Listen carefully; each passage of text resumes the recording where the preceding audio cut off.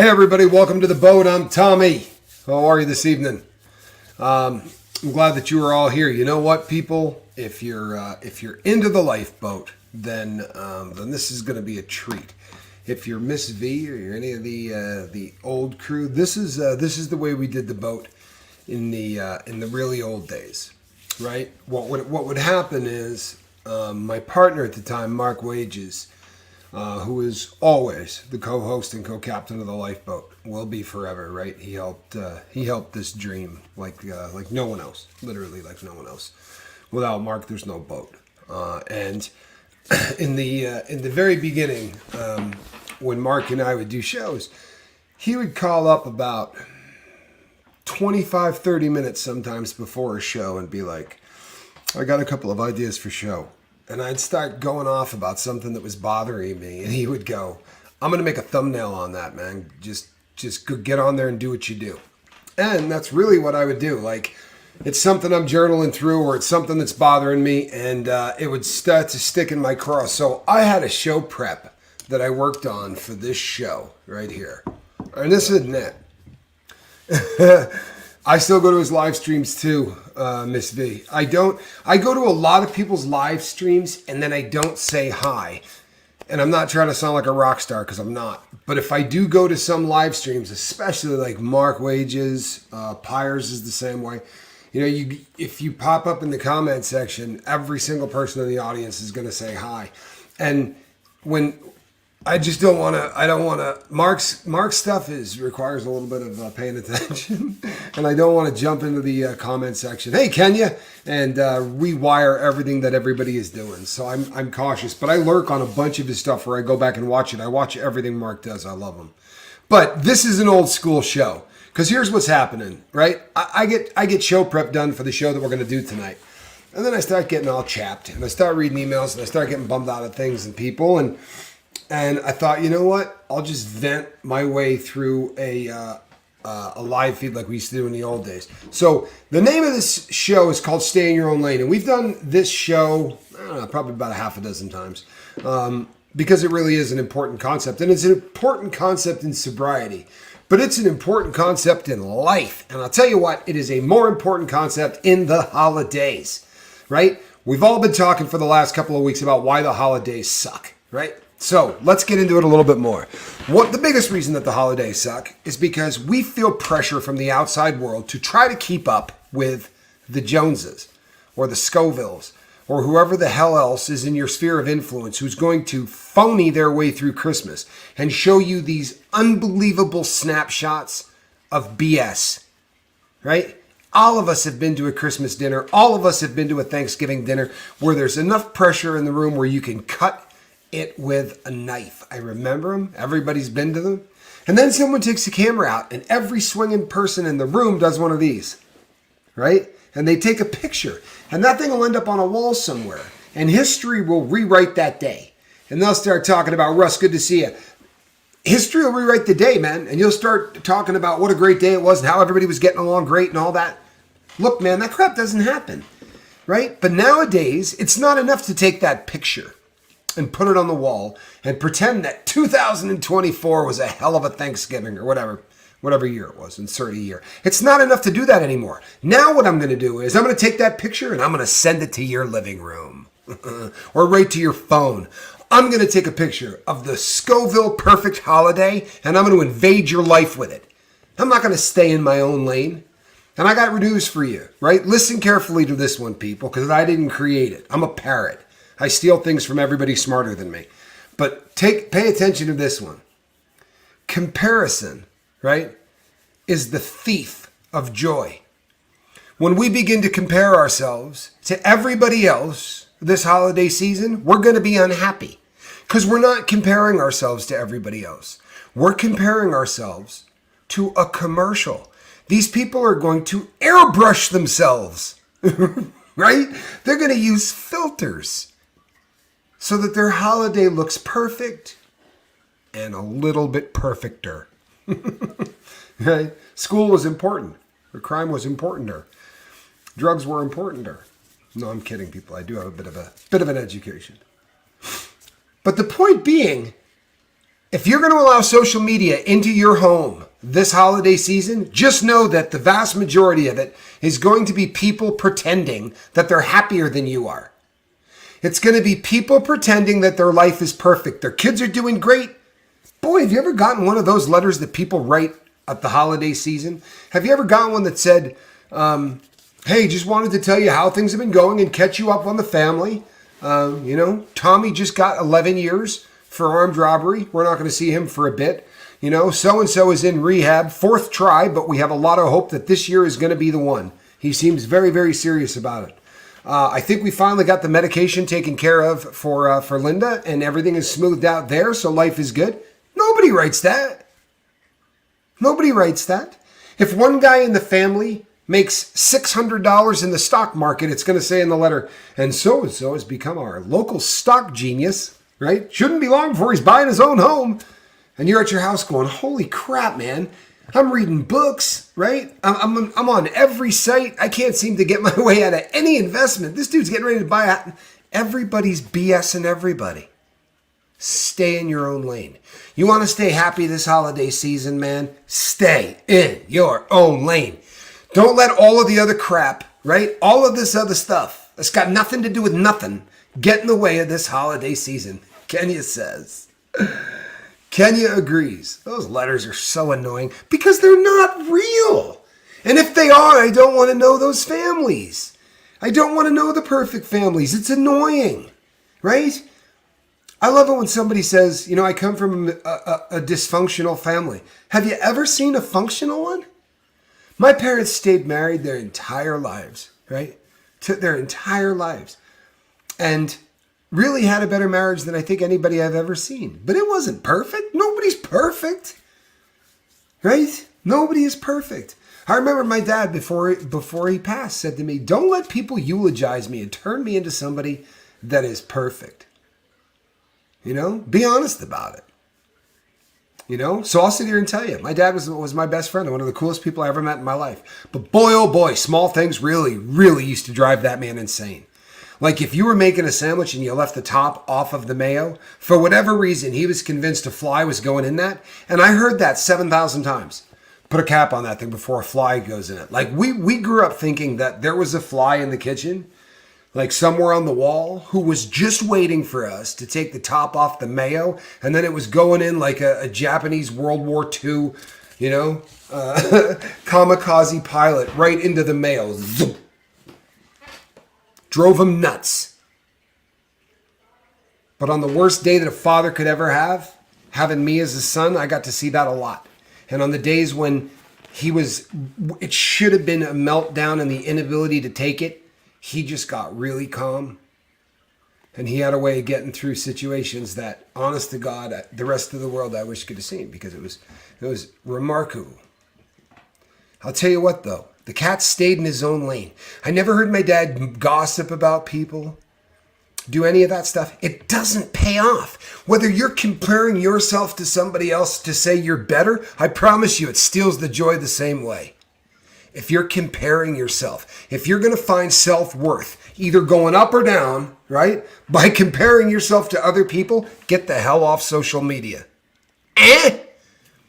Or it's going to disassemble you this Christmas, because social media ain't going to be real this holiday season. If ever, right? If ever it was going to be real, and it's not ever going to be real. It certainly isn't going to be this holiday season.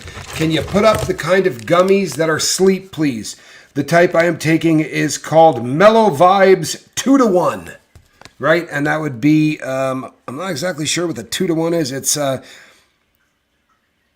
That would be 2-to-1 milligrams of THC to CBN. That's what it is. A lot of different companies make it, but it's a 2-to-1 THC to CBN. Do not take it until you are ready to go to sleep. Because when you take this, you're going to be asleep a few minutes later. Like you have to plan where you're going to be when you take it. It's not something you take a few hours before bedtime, or you're just going to wake up on a couch.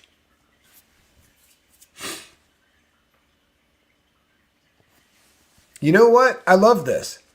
Sorry, we're moving quick. I love this. Yeah, when my mom died, my dad was instant to not beatify her. It's rough, but it's such a relief. You don't want to turn somebody into a saint when none of us are saints, right? There's nothing worse than that. Somebody passes and all of a sudden they're perfect. But you know what? Look, in everything we do, this is a thing in sobriety that will drive you nuts. And now that we've got, in the last month, we had 4,200 new people come over to the lifeboat. That's exciting. That's fantastic. But a lot of you haven't heard this, right? You've not been through this speech that I do. And one of the things that hurts our cause more than any other, and our cause, of course, is the cause of sobriety. To make sobriety cool, right? And to make going through life wasted not cool. Because for years, Hollywood has made being wasted somehow romantic. And that's something we literally have to fight every single day if you're trying to help people get sober. Is this stigma that being sober is wickedly uncool, right? That's something that we got to work on. And the worst enemy that we have in that is the fact that sober people can't stay in their own lane. They get sober and 15 minutes later, everybody's an ass. They look around and they're like, see that thing? That dude's on coke, dude. I'm telling you, I know that guy. Look at him. Look what he's doing. Look what he's doing. That dude's on coke, I promise you. He's wasted. He's going to go to the bathroom in 3 minutes and do lines. You mark my words. Right? And then they're doing this one. Check it out. Check it out. Say, look, he's going to the bathroom. Who gives a shit? Man, stay in your own lane. That dude wants to go and flush his life down the toilet. You need to focus on your life. I get emails from people that say, so-and-so on the boat, I guarantee you that person's still using it. I block your butt. I get that email, you're never sending me another one. I mean, you might think another one's going out to me, but I'm never going to say it, right? I got no respect for people that don't stay in their own lane. Let me explain something to you about prison, because truthfully and honestly, I could write a book and call it Everything, if I could. Because I'm not a guy that could write a book. If I was a guy that could write a book, I could write one and call it Everything I Ever Needed to Learn in Life, I Learned in Prison. Because I'll tell you what, we're guys, right? Dudes, whether you want to admit this or not, are completely different than women in a lot of ways, right? We got testosterone, and there's just a certain thing that make guys different, right? You want to see guys stop in their track. Put on MMA on any television anywhere, right? Going through a store, anything, and guys will stop in their tracks and watch two dudes beat the snot out of themselves because it's just one of those things that makes a guy stop in his tracks. Trust me on this one. It's the hardest thing in the world when you get to prison and you get kids and youngsters that are coming into prison and they walk by a cell where two guys are doing this. You got to pretend you're not hearing it. You got to pretend you're not seeing it. Because when you get inside the joint, if you don't stay in your own lane, you're not leaving the joint. You walk by a cell where people are fighting and you go like this, like, holy crap, right? And you get those looks on your face and the cop sees that. That's the end of your career inside prison. And what that means is you're going to get beat up, you're going to get stabbed, and you're going to get shipped off to a yard that you don't want to live on because you have just found out you can't live with everybody else. Staying in your lane is essential. You come out and you go, hey, you see that dude over there? Yeah. I heard from so-and-so that guy has a bad jacket, right? That means that he's got a dishonorable crime. It had something to do with a kid, right? Or some kind of an assault on a woman that was, right? You know, that kind of a thing. Joanie, thank you so much, right? So maybe Kat's got a bad jacket or whatever it is. Joanie, that is above and beyond the call. It's something that Joanie has been so supportive of the boat from day one, and you know what, people, that stuff touches me. It really does, and I appreciate you guys, and that's from the heart. When so the stand in your own lane thing in the joint, if you get in there and you start getting in other people's business and you say that guy over there, I heard from so-and-so that dude's got a screwed up case. They'll go, really? You got 72 hours to prove it. You open your fat mouth about somebody in the joint, you got 3 days to come up with proof about what you just said. If not, you're in trouble. And I'm not saying they're going to reprimand you. I'm saying you're in trouble, right? They don't like people that talk crap about somebody. Now, if you can back up the crap you're talking, bring it. Walk right in. Bring the paperwork in and go, see that dude over there? He's no good. Here's the proof. Handle it. You can walk out. You don't even have to beat that dude up. You don't have to have anything to do with anything, right? That will just take care of itself. Whoa, we are moving quick. Question, Tommy, before you go to prison, how do you learn the rules so you can be safe? Well, isn't that really the golden question right there, Zelda? Here's what happens. You don't. You don't learn the rules before you go. If you get lucky, you might find a guy in county jail, right? Older guy, a pops, and go up and say, Pops, you got any advice? They might give you one. They might pop off with a little advice. Hey, do this, do that, right? That kind of thing. They might not. So what you do is you get there and you shut your mouth, right? You shut up. You stay in your own lane and you watch everything that happens, right? Those dudes go over there to eat. I'm following those dudes, right? I'm not saying a word. I'm staying in my own lane, and I just want to see what's going on. And then within, X amount of time of being on the yacht, a guy approaches me and says, look, you got 7 days from today to get your paperwork sent in so that people can see who you are. And I'm like, I got an attorney, at the time I was married to an attorney. I'm like, I'll have that crap here in 2 days. Don't worry about it, right? So I got my paperwork sent in. Now people are talking to me. As soon as that paperwork got in their hands and they knew that I'm not telling on people, I don't have some weird case, right? They found out I was a bank robber, and it was kind of an instant, yo, what's up, Holmes, right? What do you need? And all of a sudden it was like you're just meeting people in a normal situation. And they'll say, where have you done your time? And I said, hey man, I ain't gonna lie, this is my first joint. I did a little rip in the state, but this is my first time doing, anything like this. And dude was like, let me break down some rules for you right off the bat. And he was really cool. And he spit out a lot of useful information. But you want to hear a great rule to live by? Everything I ever needed to learn, I learned in prison. If you don't know the situation you're going in, shut your mouth, right? You can't lose. If the situation you're going into is completely flying blind, shut up. Sit down and watch what's happening. You'll have all kinds of time to weigh in on it, right? You'll have all kinds of time. But you're going to sound way more intelligent if you don't walk in and start talking about something you don't know anyway, right? And people do that crap. Do you know how many times a day I get a comment on a video, and it's based solely on whatever the hell the title is? Like they didn't listen to one word of what I said, but my title bothered them. So they left a comment thinking that I said X, Y, and Z when I didn't at all. And it's humorous. But guess what, people? We got plenty of you out here, right? Because technically, any name I read right now, including Zelda, that's a channel. Zelda's a channel. Whether she puts anything up or not, we're all channels. Everybody here's a channel, right? So you all have the ability to create content. The reality of what we do is we come here and we try to be friendly with one another, right? The reality is there are going to be people who come among us that aren't friendly. That's why you got to have people with wrenches, right? Who take care of that and sort of protect it. But you know what you got to remember on all of it? In all of it?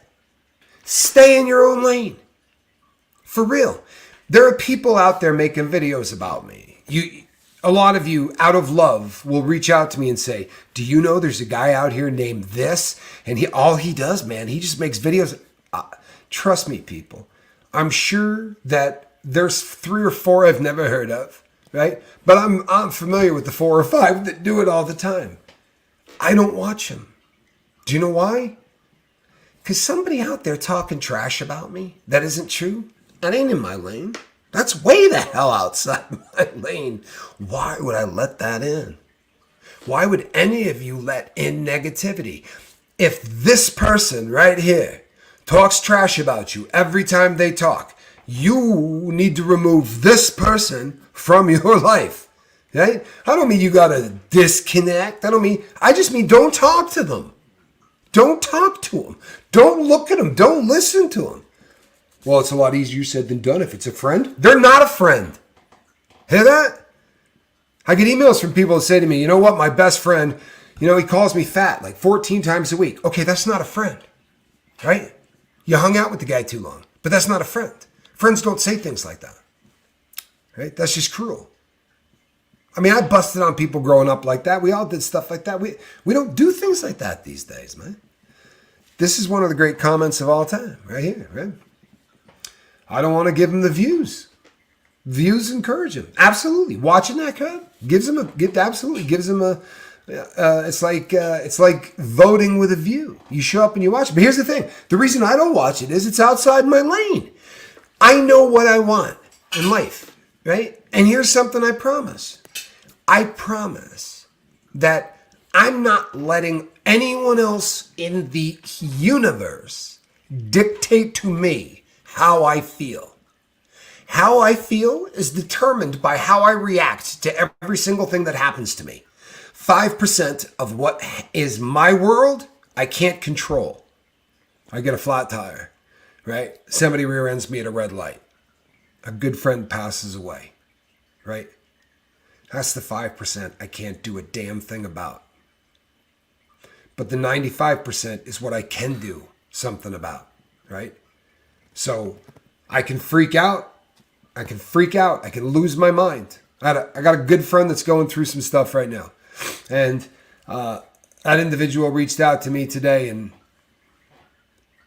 said, make a list of the three top things threatening, your happiness, your serenity, and your sobriety because of the situation that's going on. Let's see if we can knock out those three things, right? But you gotta take a deep breath and sit down. Unfortunately, you realize how often we spend half of our day wrapped up in crap that's got nothing to do with us?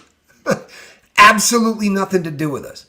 We get wrapped up in crap that is somebody else's business, somebody else's life, and we're gonna spend half of our day engaged in it, dragging ourselves down, and doing this for what?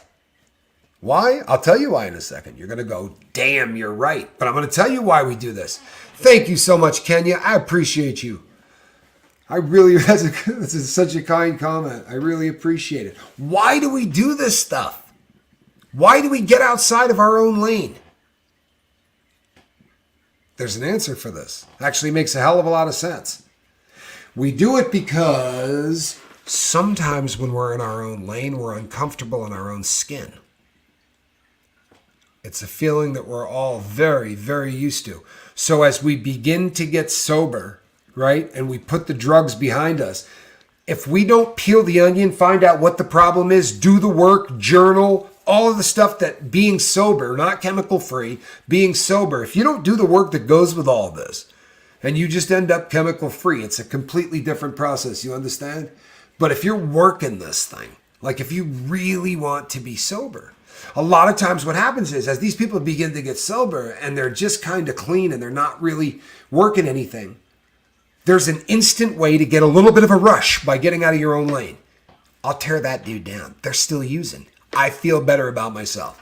I'll just start talking about, let's see, Flamin' Jackson. Just pick on Flamin' for a while. You know what he's doing? I'll tell you what he's doing. Because now we're not focused on me. I don't have to think about me. This is what we do. We do it subconsciously and we do it consciously, but we don't want to be the center of attention and we don't want to be what the conversation is about. If I can get out of my lane, then we're not going to focus on Tommy. Maybe we could focus on Jackson instead. All right? All right, well, that's messed up, isn't it? It's super messed up.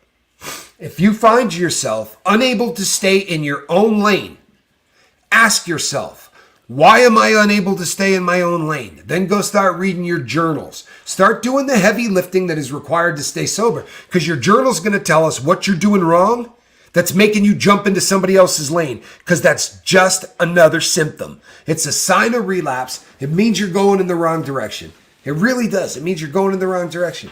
When you get sober, people, there is a noticeable focusing in on oneself. That is a non-issue. It is a good thing. If it's not happening, then that's probably not such a good thing. Mischief says, we get out of our lane as a distraction. Damn straight. Don't have to focus on ourselves. Thank you. There it is. Right? There it is. We don't have to focus on our problems if we focus on others. At least 10% of you are snickering going, that's what you're doing, Tommy. You're focusing on every other person's problems in the world, right? Have I ever lied about it? It's my drug of choice. I've never lied about it. This is how I've chosen to build my life. I do mess around with a lot of other people's problems, and I do get peace from it. But you know what? I talk to counselors because of it, right? There's a lot of other things that come along with that territory. But I'll tell you something. You want a secret? You want a big secret? When you begin to serve others, when you begin to help other people in any way, friends, whatever, but you begin to do something for somebody else with nothing in any way, shape, or form expected in return. I'm going to do this because I'm a human being. They're a human being. And you know what? I might just be able to help this cat. Give that a try and watch what your brain chemicals do. You think I'm doing this because I'm a freaking saint? I'm doing this, people, because it feels good. Oh, baby. Dennis N. Dennis N says, I'm playing with my granddaughter tonight. There was a time in my life, right? There was a time in my life where right? This time of night, I would have been pumping my fist in the air and going, woo woo, if a guy said, I just picked up an 8-ball. Or, we're going out to go drinking here or whatever. Party. No, that's partying. That's the end of a really decent day right there, isn't it? I'm playing with my granddaughter tonight. Live a little, people, right? Live a little. Play with loved ones, right? Get on the floor and play with a cat or a dog. Live a little. And you know what? Man, oh man, as this holiday season comes, I have said a bunch, and you're going to keep hearing it until you get sick of it, right? You can actually... Come on now, touch screen. We can actually rise by lifting others. You're absolutely right you can. You're absolutely right you can, and you will. I promise you. This is a fact. And you're going to hear me continue to talk about this throughout the holiday season. But here's something that the inside line on this is this. You want to be happy this holiday season, the more you help to give. And I don't mean I'm going to go, let's go shopping, right? Let's go shopping. Let's buy this. The more you give of yourself without spending a penny, the more you're going to feel better. The holiday season is going to feel better, right? It really will. The people that you care about, reach out to them and do it in love, right? Because I'll be honest, most of the time when we reach out to our friends, it's because we're getting out of our own lane. It's not because we just want to reach out and go, hey man, I'm here this holiday season. A lot of people really struggle. I was reading statistics about it. I was terrified when I saw how high the numbers are about how people get depressed this time of year. I just wanted to reach out and tell you, man, I love you. If you ever start feeling blue this holiday season, please reach out to me, man. I'd hate to think of you suffering alone or anything like that. How's that? That ain't that tough. That's not that tough, right? Anybody here could do that to every single one of their friends. That's okay to get out of your own lane that way. And I'll tell you something, people. I'll tell you something. You think this is popular talk? It's not. I love you that stick around when I talk like this, because the vast majority of you leave. I could watch my numbers. I could take this thing on a graph and show you. When I start really getting positive and saying things like, look, this holiday season, we ain't going to lose anybody. When I started this speech, we were at 161. And I was thinking to myself at the time, I wonder if we'll break 100. I wonder if I'll run off more than 50 people who don't want to hear that serving this holiday might be better than shopping. I'm actually pretty damn impressed that 108 or 109 of you are still here. That's good stuff, man. That's good stuff. Right? Now, I'll make you a promise. Getting outside the lane this holiday season is going to ruin you. So maybe limit the amount of time you spend on social media. Or really focus on what you're going to do with the time you spend on social media. Love spending time with my nieces, right? Family time is absolutely unbelievable. I love spending time with my cat. I'm not kidding. Love spending time with my cat. She's an annoying little animal sometimes, but I get amazing amounts of joy from that little fur ball. I really do. And I've learned, people, if you could see the life I lived prior to, right, to where I am now, you couldn't get me to a club, right? A nightclub. If they were giving away cars, if you had a 1 in 9 chance of winning an automobile, I'm not going to a nightclub, right? I don't want to be in crowds. I don't want to put myself into situations, right? I look back over the years and you think to yourself, boy, the worst of luck happens to me, man. There are so many times that just the weirdest situations are what got me arrested. Just bizarre stuff, right? a tail lights out, and the guy that's in the back seat of my car happens to have a bunch of weed in the backpack. I don't even really know the guy well. Or like, jam on the brakes and start that story over, right? Back that thing up like on a replay loop and take it back to the beginning. And how every one of those stories starts. So like 4 of us were doing bungs at a guy's house and we were on our way to a concert. Or so we had all just done a shot of speed, or we had all just... Man, you remove the stupid from your life and you watch how fast good things happen and bad things stop. I love it when people go, man, it was just the worst of luck. No, it wasn't. No, it wasn't, man. No luck. There's no luck in that. My question to everyone who calls to tell me how bad their luck is, did you happen to be getting high while your luck went to crap? Did you happen to be back drinking when your luck went to crap? Because if so, right, that's not luck. That's an occupational hazard, right? I would get abscesses this big on my arms, people. Like, you shoot dope long enough, you get huge abscesses. And I'm not going to the doctor and going through all that. So you would buy a little bit of blow, believe it or not, a little bit of coke, and stick it in there and numb it up so that you could just go in with an X-Acto knife. And my arms show it, right? I look like a patchwork quilt. But people would go, oh man, I can't believe you got... Well, I mean, I stick a needle in my arm 8 times a day. You multiply that by 365 days, and then you multiply that by 3 decades. How many times do you think a little dirt gets on a needle, right? It's an occupational hazard. If you continue to do that, you're going to end up looking like I do. And that was my generation. You end up with really heinous track marks, and there's a lot you got to... The generation today that's shooting dope, they're all going to be dead. There's no more second chances anymore for so many of these people. So many of these people aren't dope fiends, hardcore dope fiends that have been doing dope every single day for 25 years who are going to overdose on fent. These are people that say, oh, it's a Percocet? I've done those. Right? And the first time they take one of these bootleg pills coming across the border, they get one that's got this much more than 2 milligrams. It needs a hair more than 2 milligrams of fentanyl, and the person who takes it is not coming back. And you could be standing there trying to save them. Unless you have Narcan and a lot of it and probably a pinch of training, you're not bringing this person back. That's the reality of what we got on the street. Whether you're snorting coke, snorting speed, right? I don't care what kind of drugs you're doing. There's only a couple of safe drugs left. The days of your kid just experimenting with drugs and kind of being okay, guess what? Those days are over. If your kid's out there experimenting with drugs, their odds of hitting adulthood right now suck.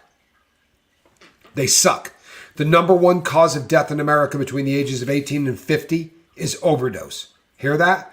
The number 1 cause of death between the ages of 18 and 50 is overdose. You wouldn't let your kid get behind the wheel of a car if you didn't send him to driver's education, but you'll send him to 9th grade without telling him squat about drugs. Because if your answer to I told my kids about drugs was I told them not to do it, you're screwed. Here's why. They trust you. Even if you feel like my kids don't trust me, they're teenagers, trust me, when it comes down to it, your kids trust you with their life.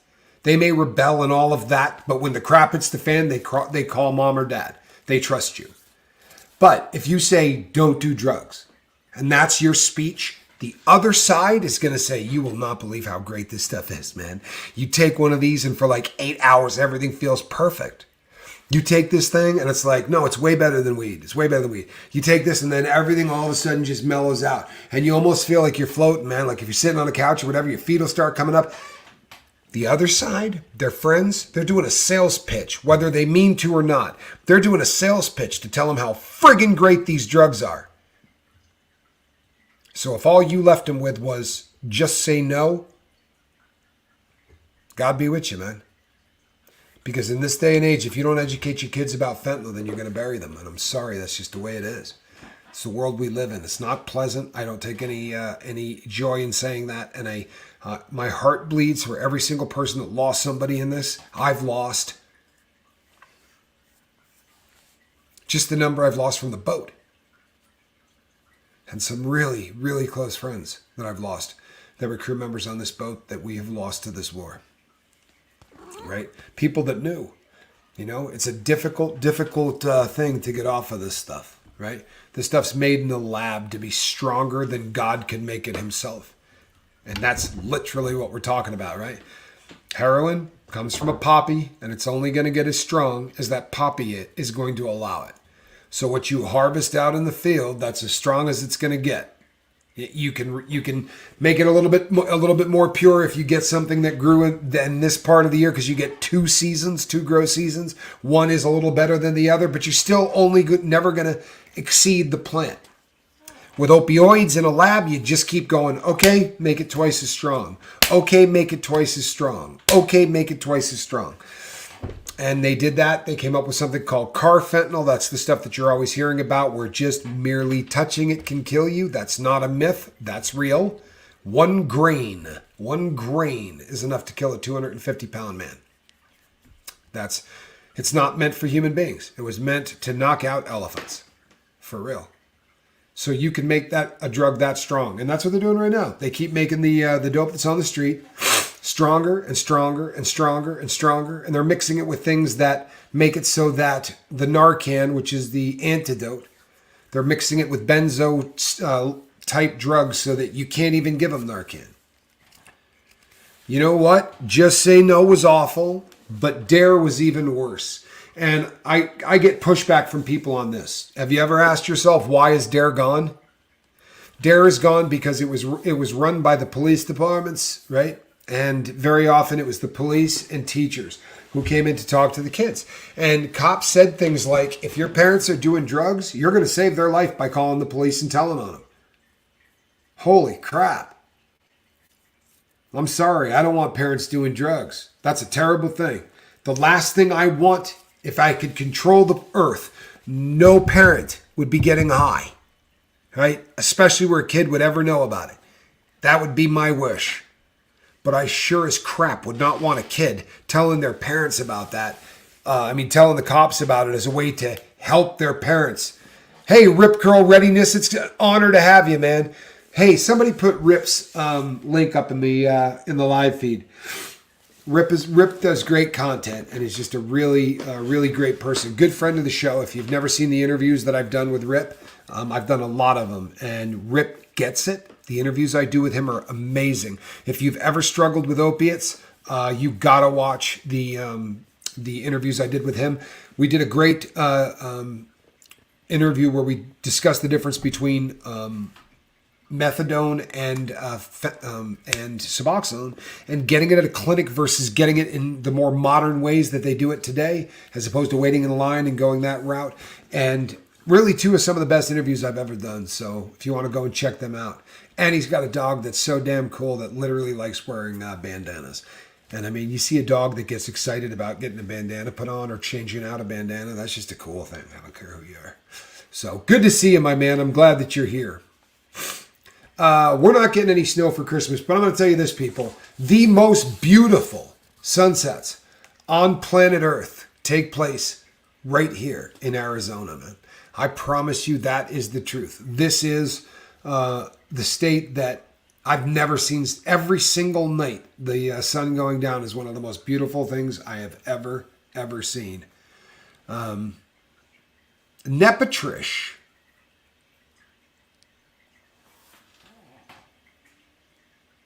Wow. How about that? The first time my son went to Dare, I asked what he learned. He said, heroin is cheap and easy to find. I took him out of the program. I think I would have done the same, right? That's a hell of a lesson to teach our kids, right? Smack's easy to come across, and it's not going to cost you much. Any other questions? I'm telling you, people. Here's what we have found, right? We being everybody that ever spent any time in this war on drugs. If you run in and you start screaming to a kid about how much drugs are going to kill them and how dangerous they are, and you can lose a kid. If the drugs are that dangerous, that's great. But don't tell the kid something that's not true. Because when they see that they've been lied to, then every other thing that you say to that child that has anything to do with protecting them is now suspect. They lied to me about that, right? How dangerous is it to drive 150 miles an hour, right? Did I used to live in Vermont, Tommy? Is this the rumor on the street? I have lived in Vermont. I have. I have lived, there are a lot of states in New England that I have lived in. But I have lived in Vermont.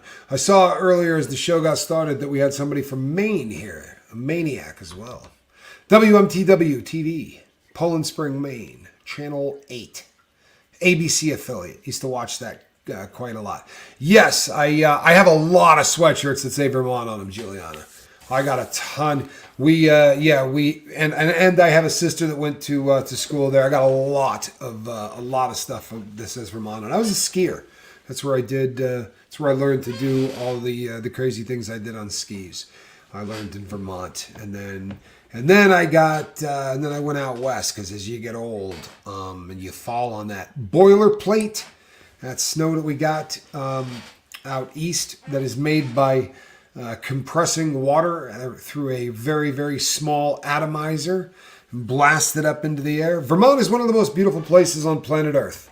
It looks like a Norman Rockwell painting, and there are still no billboards. There are still no 4-lane highways, right? There's no real pollution, and there's no real industry. It's a hell of a place to visit. It's not an easy place to make a living, but it's a hell of a place to visit. I love Vermont. I always will. I think I have maple syrup running through my veins. That said, how are we all tonight, huh? The DARE program, I'm glad it's gone. And more important than that, I'm glad the government pulled it. I'm glad that our government finally seemed to get at least something right in this. But they got it right because enough people bitched. I mean, parents don't want to turning your parents in. Like that's, we're talking about 1984 stuff, right? You read 1984. That's 1984 stuff. Turning in your parents? We actually did this in our country, right? If you're looking back on that right now going, holy crap, we did that. People, that doesn't scratch the surface of the stupid things that we've done in the war on drugs. The absolutely stupid things that we've done in the war on drugs. The war on drugs is going to be fought by all of the foot soldiers who are listening to the sound of my voice right now. And it's going to be fought by you taking the message that the drugs on the street are deadly to everybody that you love. So, yeah, DARE is a joke. We used to say, right, the running joke, Jennifer, was drugs are really excellent, right? It was an acronym for drugs are really excellent or drugs are really expensive. I missed the DARE program. I was, believe it or not, the Reefer Madness program. Like they showed us Reefer Madness and tried to tell us that crap was real. Hello, Marlin Music Channel. Good to see you. Welcome to the boat. Glad that you're here. They let us see Reefer Madness and they told us it was real. And then the next thing I knew, one of my really close friends, a guy called Lurch, he was smoking like a 1/4 of an ounce a week. And we were all watching him smoke. He got high all the time. He told us he did. He didn't care. He just got high all the time. But nothing was happening to him. He wasn't jumping out the window and yelling, "Get my reefers!" and freaking out like the guy did in Reefer Madness. I mean, that's just silliness. And all of a sudden we went, you know what? They lied to us. Well, the next movie they showed us told us how bad cocaine was. So when, they told us that cocaine can kill a man, we went, yeah, sure. Sure it can.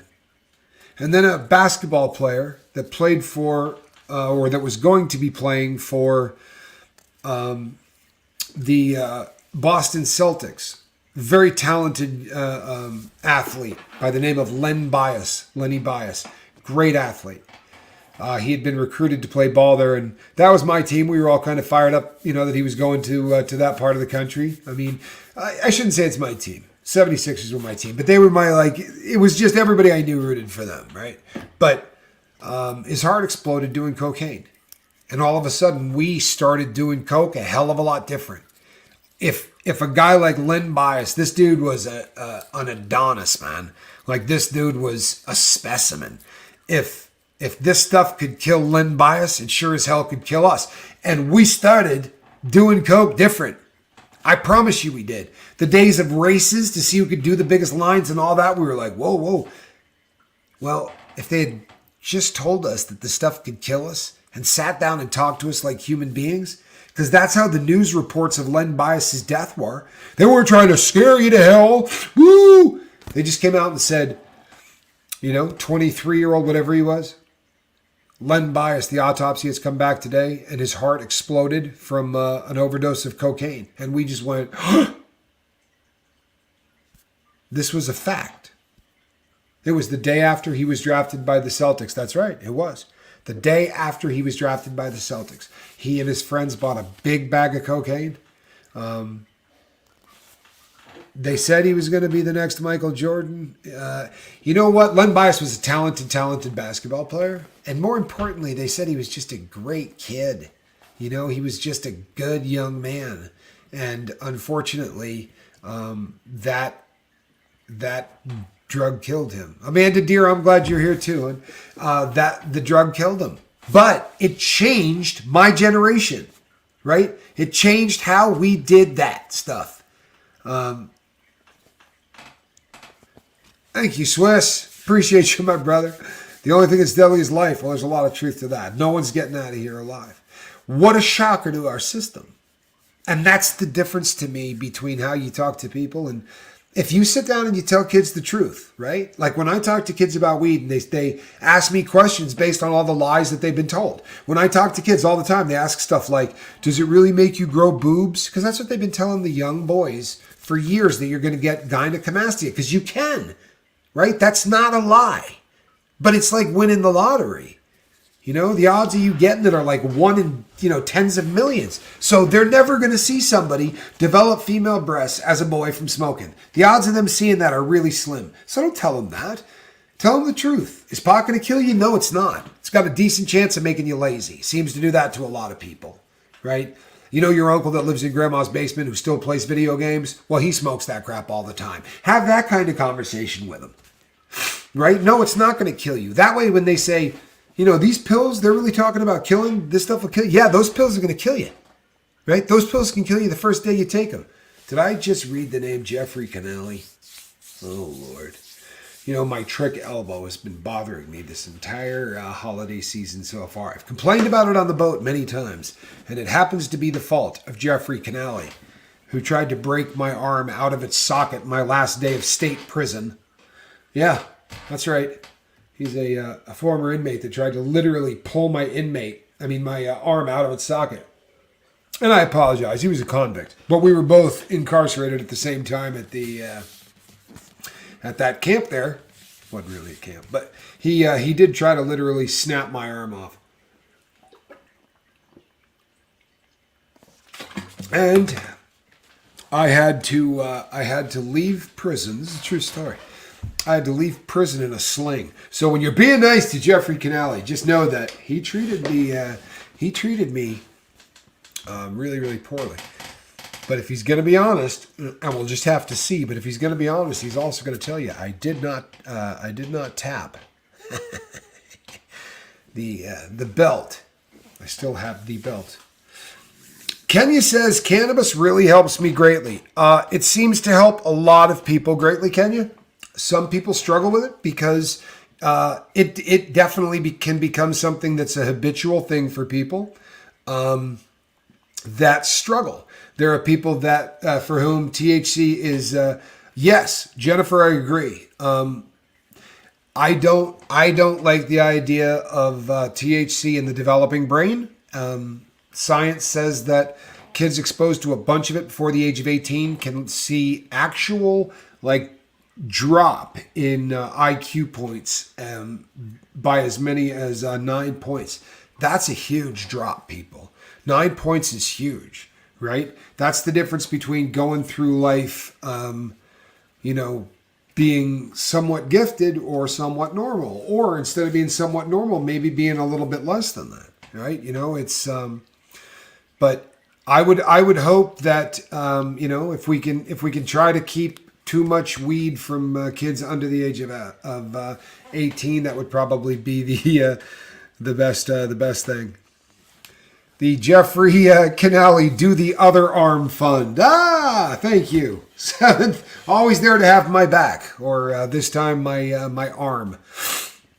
Jeffrey Canale, I don't want no part of that. Since then, we've both gotten old. He knows better. We both got old. I got bald and he got gray. No, I love him. He's one of my favorite people. I talk about him on a boat all the time. He just doesn't ever seem to be here on the days I talk about him. And usually I'm not picking on him. His story is motivating. It really is. He's an individual that didn't let life dictate. He took that 5% of what happened to him, and it was a tragedy. But he took that 5% and said, I can't do anything about this, but I am actually going to get serious about the 95%. And he's turned himself into one of the most honorable men I've ever met in my life. So you meet some really honorable people in prison. Not the vast majority, by the way, but you do meet some. This is a fact, people. You know, I put up the positive, I put up the negative, and that's the way that I do it. Ben Turner, I'm going to be right with you on that question. Hold on one second. They actually have marijuana-induced psychosis now. It's a real thing. It is. Right now, THC is getting to the level that is getting a little bit frightening, right? It really is getting to the level that it's a little frightening. Now, have they found fentanyl in weed? They have. But it's brick pot that comes across the border. And it usually means that they bricked up fentanyl inside the weed. And then when they took it apart, some of the packaging inside broke up. They do this as a way to pay somebody to smuggle weed, but get them to smuggle fentanyl. Because you pay somebody a hell of a lot more money for smuggling fent because there's way more risk. If you get caught with fent, you're doing way more time. Way more time. So they kind of got to keep that stuff, But if you're getting it at a dispensary, you're probably safe, right? And the vast majority of pot that isn't bricked, stuff that people are growing, they're not lacing it, and they're not trying to lace the stuff coming across the border. But there have been cases of small amounts of it getting laced with, and if it is, it's going to kill them. It doesn't take much at all.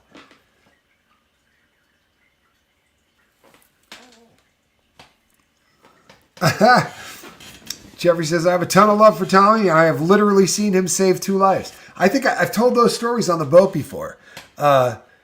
Jeffrey was actually there for both of those. I told you the story of how the guy jumped up on the mattress. He was jumping up on the bed to get his glasses, and the bottom mattress slid, and he hit the back of his head on the toilet, and it just opened him up.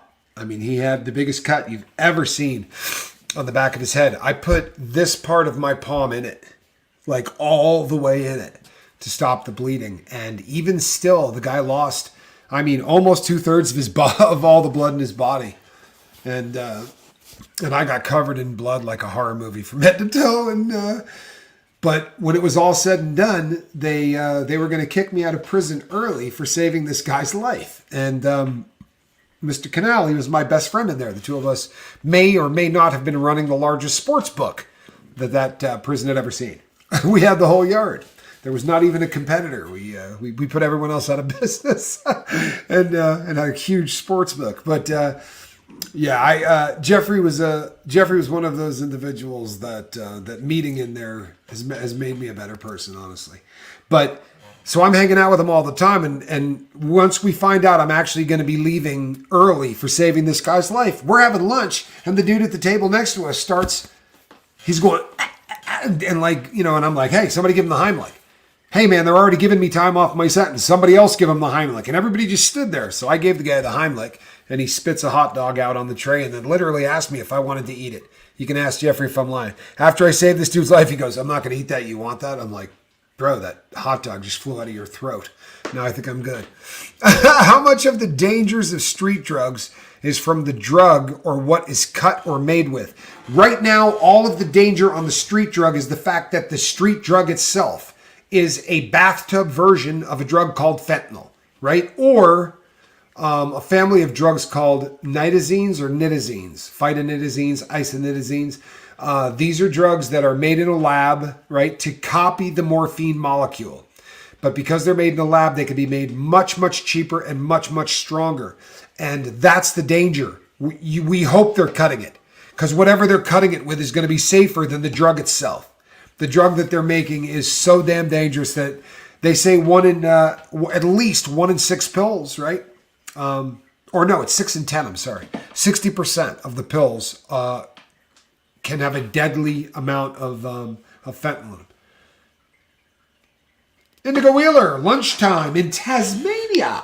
Whoa, that is an honor. So good to see you. How cool is that? We have a very, very large following of people in Australia. We have been blessed. Speaking of which, one more time, folks, for Lady Fiona Crispin, who is founding crew member of the lifeboat. And she's going through it. She's got the C+ math, and we're worried about her, so we're going to keep her in our thoughts and prayers, and that's what those ones mean. If you're not a prayer, right, send her some positive thoughts. If you don't do positive thoughts, you can sit there quietly until I start talking about something that you're into.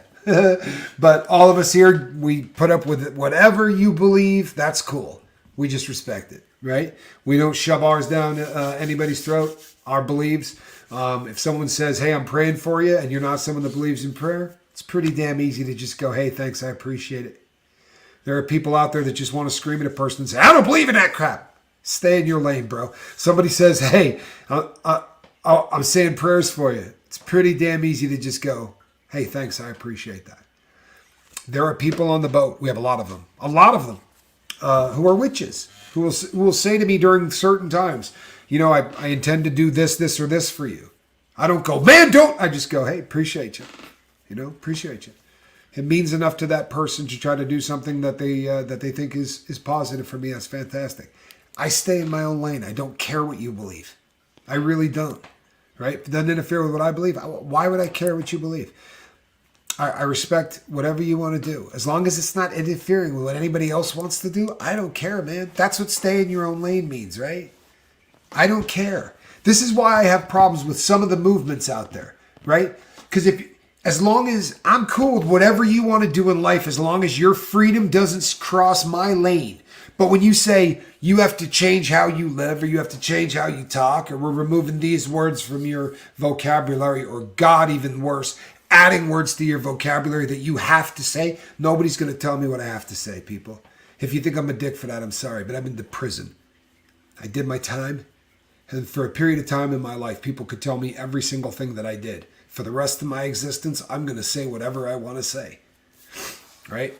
I promise. It would require intervention to get me to stop talking about the things that I'm passionate about. Right? And I don't see that happening, right? We all get along here. So listen. One piece of advice for the road. If there's somebody out there, they're talking trash about you, if you're in your own lane, you won't even know they're doing it. If there's somebody out there making videos about you, if you're in your own lane, you won't even know they're out there. Right? Stay in your own lane. Don't buy into the BS of social media. Don't buy into all of the popularity stuff like we're in 9th grade again. Right? Just try to be the best you can be. And you know something? There's somebody in your life. I guarantee it. I have them. You have them. There's somebody in our life that we care about that we're not being as nice to as we should be. Maybe we've just been putting up with them for 35 years, or maybe the last 6 times we dealt with them, it was just that they were such a pain in the ass that you just want to, but whatever it is, all of us have got somebody in our life that just a little bit of tweaking could make that relationship what it used to be, right? Today, just in the good old US of A, 350 people are going to get a phone call that said, so-and-so overdosed. Right? All of them have parents. That's 700 people who are going to think, I wish I could have said this. I wish I would have said that. I wish that last time we talked, I wish that I hadn't. You know what? Just fix that crap right now. Fix that crap right now. Start asking yourself, how many of the arguments that I have with the people that I care about are because of things that aren't in my lane anyway? You watch how many arguments. When you get to the point where you just go, that's out there, I'm not dealing with that. People will come to you. Do you know what's going on with this? Hey, you are confusing me with somebody that gets outside their lane. I'm staying in my lane. I don't care what's going on with that, right? I don't. Even with what happened with my friend, right? So I had to get into that one. I had to leave my lane. People were talking and saying some stuff about Aaron that upset me. So I came out and I did some videos. But even in those videos, I stay in my own lane. I'm not bad-mouthing the last organization that he was with. right? I'm not throwing mud. I'm not calling people names. I'm not doing any of that crap. We're adults. I came out just to say, that's my guy. I think the way he was treated was wrong. I'd be a scumbag as a friend, and I wouldn't be who I am if I didn't come out and say that stuff. But trust me when I tell you, if it's somebody else's stuff, there's drama going on in other communities right now that I'm attached to. But it's not look, man, it's got nothing to do with me. If it's not, I stay in my lane, people. And I think you're going to find you're going to be a happier person if you stay in yours. Kenya, I appreciate you. I'm glad that you found this. I really am. I'm glad all of you found this, man. The Lifeboat, what makes this channel unique is the tapestry of all of the people here that are talking to one another. Nat B, Russ, Phases of the Moon, V, Charlie Murphy, a couple of founding members right there, right? Shell, one with cats, Henny. It's the tapestry of all of the people here that make this channel what it is. The comments, people leaning on one another. You know what happened? I'll tell you what happened. Every one of us here started to believe that there wasn't anybody left out there that is kind for the sake of being kind. And I'm not talking about me. I'm talking about the first 7 or 8 people that got here who treated the 9th and 10th person who got here like they had already been here. And then those 2 did the same thing. And that was about 15,500 people ago. And I love you guys, man. All of the things that you do for all of the people that need help, and all of the kindness that you dispense out to every single person that steps here. That means the world to me. That's the stuff I brag about, I promise you.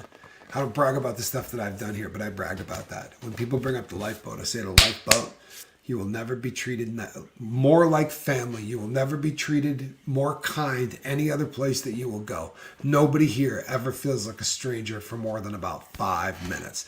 Oh, and please, let's hear it for our mods. Feel free to throw up, some deuces or whatever you want in there for our mods. Our mods, I don't think you know, people. I'll give you an example. Somebody accidentally got blocked the other day, so I had to go through all the blocked people. Now, I don't know how many people my mods block. I'm talking, right? And I've been doing this for 1,400 videos. I don't stare at the comment section the whole time. I glance over from time to time. I got a bunch of screens, and I'll glance at it and read it. But for the most part, I'm just running and gunning, right? So I start going to try to find, it was the Queen of the Normies, right? The Queen of the Normies got bumped somehow, so I had to go, and I got to go through all of them. Do you have any idea how many people my mods have blocked? This is a hard channel to be a mod at. This is a hard channel to be a mod at. So, to my mods, because you really are unbelievable, man. This one here, this one is for the Blue Wrench team, right? Yeah, some deuces. Throw up the deuces. The deuces for the mods. Appreciate you guys for all that you do. These mods put up with 24-hour live feeds with rowdy people on them. They've put up with so much crap, man. So much crap.